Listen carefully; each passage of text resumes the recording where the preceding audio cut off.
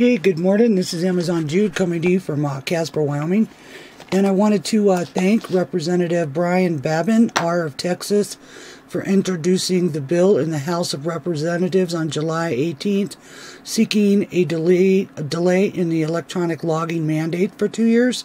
The bill is H.R. 3282, and it's called the ELD Extension Act of 2017. As of Wednesday, this is back in July, 13 co-sponsors already, and I want to thank each and every one of you because it's the right thing to do. I myself have read the report put forth in Congress to have passed the mandate in the beginning of it back in April of 2014. And let's just say that the report is not exactly accurate. They have no proof that these will even prevent accidents. They didn't follow through on any of the studies that they told that commission that they would. And here it is 3 years later, and the deadline's up in 4 months, and it's going to put millions of truck drivers out of jobs because people just aren't going to go for this.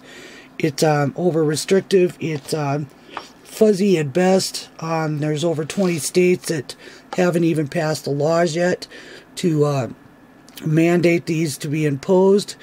There's going to be problems with a lot of the states as far as the cops being ready to plug into these devices, and it's going to cost over $2 billion for the initial investment in this. And frankly, I don't think Americans or truckers deserve any more restrictions on their driving as it is. It's the representatives that I want to thank here today is Representative Rick W. Allen, R of Georgia, Representative Glenn Grossman, R Wisconsin, Representative Steve King, R Iowa, Representative Doug LaMaffa, California, Representative Frank D. Lucas, R Kentucky, Representative Ralph Norman, R South Carolina, Representative Tom Macy of R Kentucky, Frank D. Lucas, R Oklahoma, Bill Posey, R Florida, Steve Stivers, R Ohio, and R is meaning Republican. So these guys are all really good to keep in office, and I think if they're up for election for higher offices, each and every one of us Trump supporters should back them all the way. I'll post pictures of them as soon as I get them all downloaded. Next was Randy K. Weber, Sr. of Texas, and David Young of R Ohio. Now, I have gone to our representative in the state of Wyoming, Senator Enzi, and Senator John Barrasso, and I look forward to their support on this bill too. I wanted to also thank some of the supporters from around the country, and that was the Agricultural Retailers Association, American Farm Bureau Federation, American Phototechnics Association, Associated Equipment Distributors, Lucas Oil, National Association of Small Trucking Companies, OOIDA, Owner-Operator Independent Drivers Association, National Cotton Council, National Grain and Feed Association, National Hay Association, National Motorists Association, National Pork Producers, National Ready Mixed Concrete. Now, as you can tell, these are all trucking businesses that don't have, you know, huge amounts of trucks. These are the small guys. That's us. I would like to also voice our support from Fuel Transport here in Casper, Wyoming, and many of our trucking buddies that also are owner-operator independent drivers. So with that, let's listen to Mr. Babin's interview with a radio station out of Texas. I believe it was back in July that he did this interview. So let's listen up.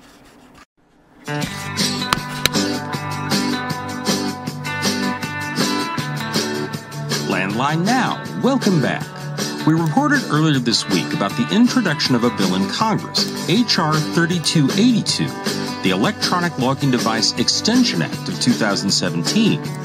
The bill does precisely what its title suggests. It delays the date by which trucks must be outfitted with ELDs by 2 years, moving the deadline to December 2019. It was introduced by a U.S. representative named Brian Babbitt out of Texas, a member of Congress with a clear understanding of the issues involved. I spoke with the congressman earlier about his bill, what it's designed to do, and why he introduced it. Well, Congressman, let's start with the basics here. Your bill is H.R. 3282. What essentially does the bill do? The bill will delay the implementation and the mandate that all truckers have to put what they call an ELD, an electronic logging device, into their vehicles. The ELD mandate is estimated to cost stakeholders, people who are in the business, more than $2 billion to comply with this thing. This makes this one of the most expensive federal transportation rules in the last 10 years. It's a massive unfunded mandate that provides really zero safety, economic, or productivity benefits. And I think the bottom line is that it's going to be very, very difficult for many of our truckers to implement this by the date that it's required at the present, which is December the 18th, 2017, this year. Did the calls you got from truck drivers among your constituents play a role in your decision to introduce this bill? Well, let me just say this. I used to be a truck driver at one time. I've done a lot of things in my career. I wound up a dentist, but at one time I started out driving a truck in the military, and also drove a lumber truck down in Texas, where I'm from. My heart goes out to these truckers. The profit margins are thin. These trucks are expensive. Insurance is high.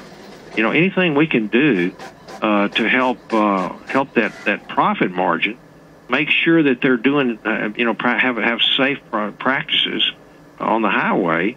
We definitely want to do that. But this ELD, electronic logging device, will cost a trucker anywhere from $1,200–1,400 all the way up to almost $4,000 a year.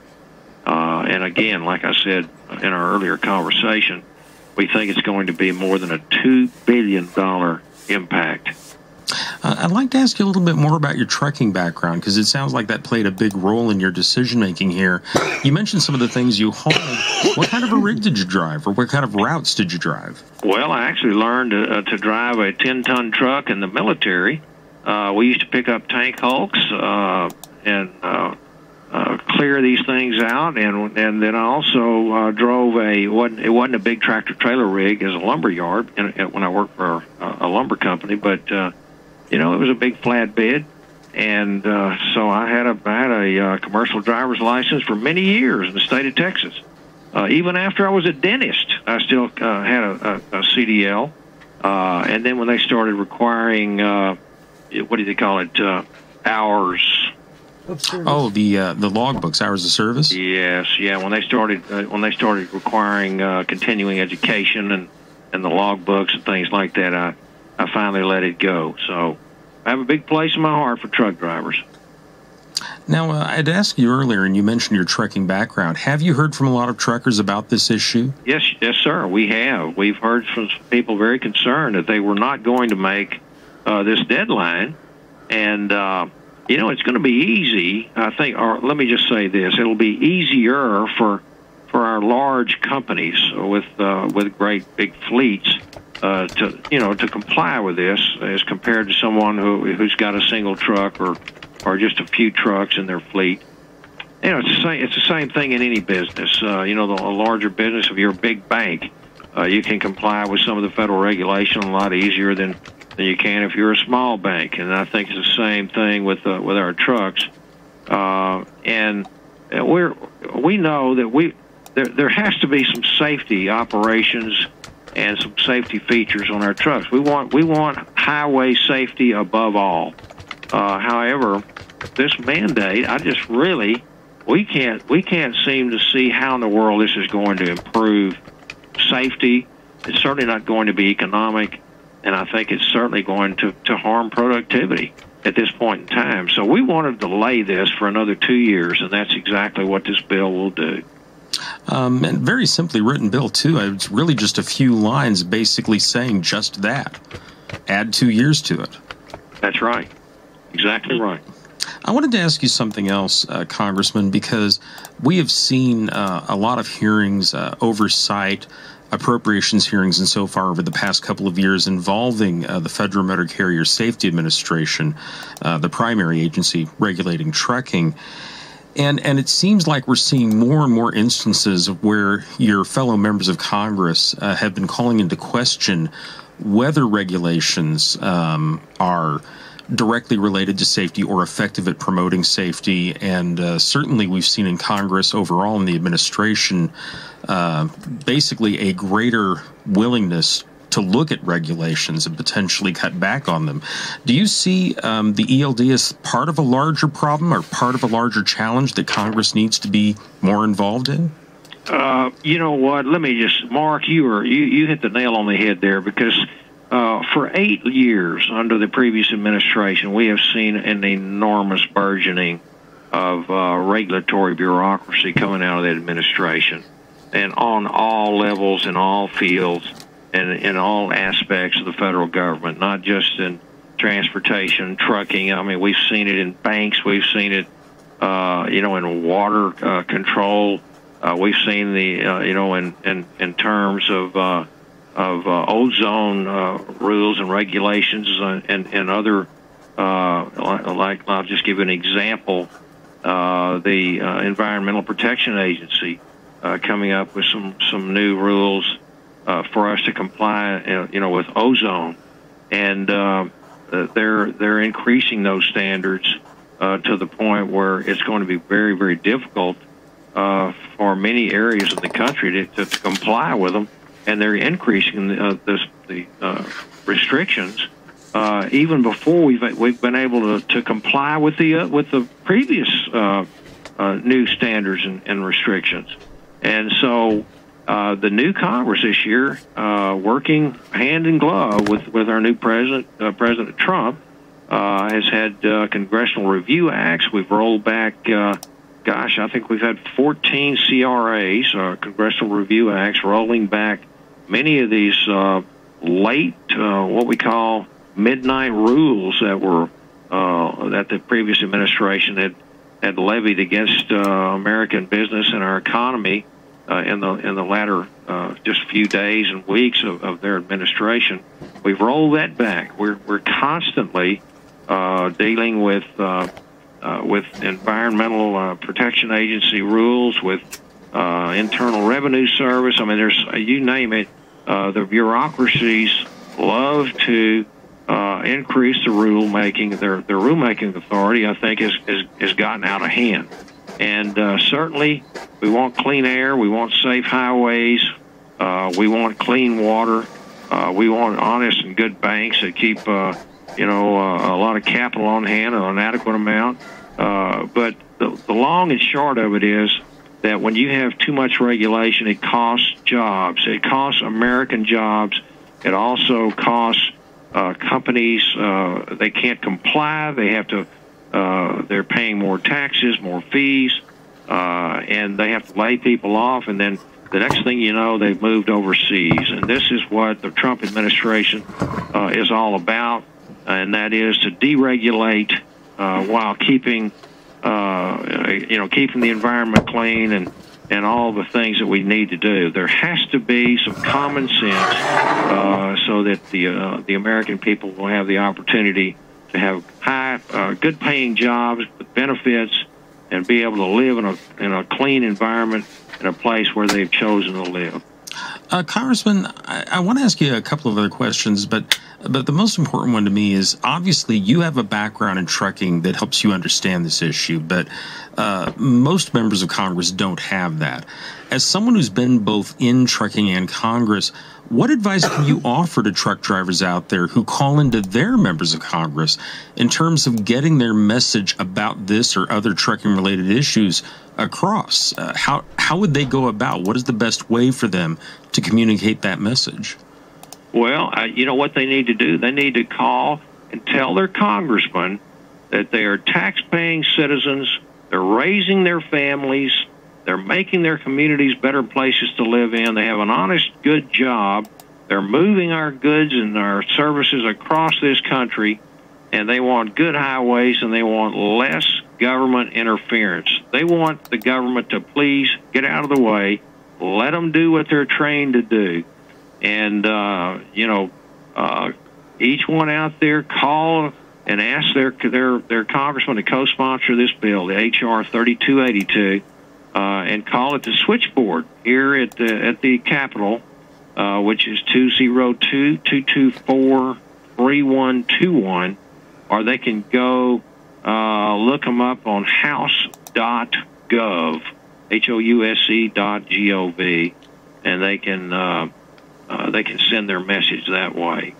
And that's essentially it, Mark.